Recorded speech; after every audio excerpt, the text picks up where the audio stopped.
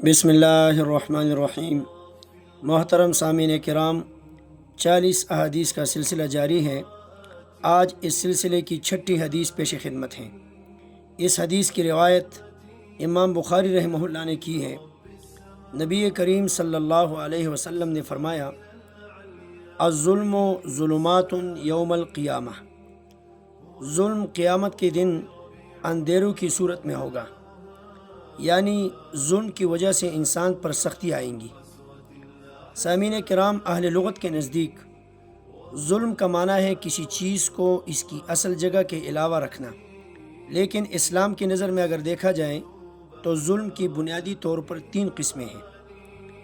ایک ہے الظلم فی حقوق اللہ، اللہ تعالیٰ کے معاملے میں ظلم کرنا، یعنی کفر کرنا، شرک کرنا، بلکہ اللہ تعالیٰ کی ہر قسم کی نافرمانی کرنا ظلم ہی ہے، کیونکہ اللہ تعالیٰ نے فرمایا، وَمَا خَلَقْتُ الْجِنَّ وَالْإِنسَ إِلَّا لِيَعْبُدُونِ، کہ میں نے تمام انسانوں اور جنات کو اپنی عبادت کے لیے پیدا کیا۔ لیکن انسان کافر یہ حق کسی اور کے سپرد کر دیتا ہے اور کسی اور کی بندگی کو اپنی زندگی کا مقصد سمجھ بیٹھتا ہے۔ اسی طرح شرک کو بھی اللہ تعالیٰ نے ظلم فرمایا۔ سورۃ لقمان میں فرمایا، ان الشرک لظلم عظیم، کہ شرک ظلم تو ہے ہی لیکن عظیم ظلم ہے، کیونکہ مشرک اللہ تعالیٰ کے حقوق میں کسی اور کو شریک ٹھہراتا ہے۔ جیسے سجدہ کرنا اللہ تعالیٰ کا حق ہے، لیکن انسان اسی حق کو کبھی کبھی زندہ انسان کے حوالے کرتا ہے اور کبھی فوت شدہ انسانوں کے حوالے کرتا ہے۔ طواف اللہ تعالیٰ کی رضا کی خاطر بیت اللہ کا کیا جاتا ہے، لیکن بعض لوگ قبروں کے طواف کو عبادت سمجھ کر کرتے ہیں۔ قسم اللہ کے نام پر اور اللہ کی صفات پر کی جاتی ہے، لیکن ہمارے معاشرے میں مخلوق کے ناموں پر قسم کی جاتی ہے اور مخلوق کے ناموں پر قسمیں دی جاتی ہیں، بلکہ زیادہ تر ماں کے سر کی قسم، دوستوں کے سر کی قسم وغیرہ، یہ تمام شرک ہی ہے۔ نبی کریم صلی اللہ علیہ وسلم نے فرمایا، من حلف بغیر اللہ فقد اشرک، جس نے اللہ کے نام کے سوا کسی اور کے نام کی قسم کھائی تو اس نے شرک کیا۔ تو ایک ہے شرک کرنا، کفر کرنا، اس کو ہم کہتے ہیں اللہ تعالیٰ کے حقوق میں ظلم کرنا۔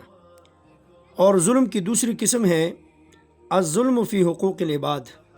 اس کا مطلب یہ ہے کہ لوگوں پر ظلم کرنا، اور ایسے ظالموں کے بارے میں اللہ تعالیٰ نے فرمایا، انہ لا یحب الظالمین، کہ بے شک اللہ تعالیٰ ظالموں سے محبت نہیں رکھتا۔ لوگوں پر ظلم جیسے ان کے مال کو ناحق غصب کرنا، ان کی جان کو نقصان پہنچانا، یا ان کی عزت و آبرو کو نقصان پہنچانا وغیرہ، اور اس کی زندہ مثالیں ہمارے معاشرے میں ملتی ہیں۔ اسی طرح رشوت لینا، یہ بھی ایک بہت بڑا ظلم ہے، جو کہ ایک عام سی بیماری بن چکی ہے۔ اپنی ڈیوٹی میں کام چوری کرنا، اور اسی طرح ہمارے معاشرے میں عورتوں پر ظلم کرنا، مثلا اپنی بہنوں کو، اپنی بیٹیوں کو مال میراث میں ان کا حصہ نہیں دینا، یا گھروں میں ان پر مختلف قسم کے ظلم ہوتے ہیں۔ یہ تمام الظلم فی حقوق العباد کے درجے میں آتے ہیں، یہ تمام لوگوں پر ظلم کرنا ہی ہے۔ تیسری قسم ظلم کی وہ ہے اپنی جان پر ظلم کرنا۔ قرآن کریم نے فرمایا، فَمِنْهُمْ ظَالِمٌ لِنَفْسِهِ، انسانوں میں بعض ایسے بھی ہیں جو اپنی جانوں پر ظلم کرتے ہیں۔ اپنی جانوں پر ظلم کرنا جیسے اپنے قیمتی اوقات کو ضائع کرنا، اپنے مال کو ضائع کرنا، اپنی صحت کا خیال نہ رکھنا، اپنی دینی دنیاوی تعلیم و تربیت کا خیال نہ رکھنا، یہ اپنی ہی جان پر ظلم کرنا ہے۔ نبی کریم صلی اللہ علیہ وسلم نے فرمایا، نعمتان مغبون فیہما کثیر من الناس، الصحت والفراغ۔ نبی کریم صلی اللہ علیہ وسلم نے فرمایا کہ 2 نعمتوں کے بارے میں اکثر لوگ خسارے میں ہیں، ایک صحت ہے اور دوسری فراغت۔ تو یہ ظلم کی 3 قسمیں ہوئی۔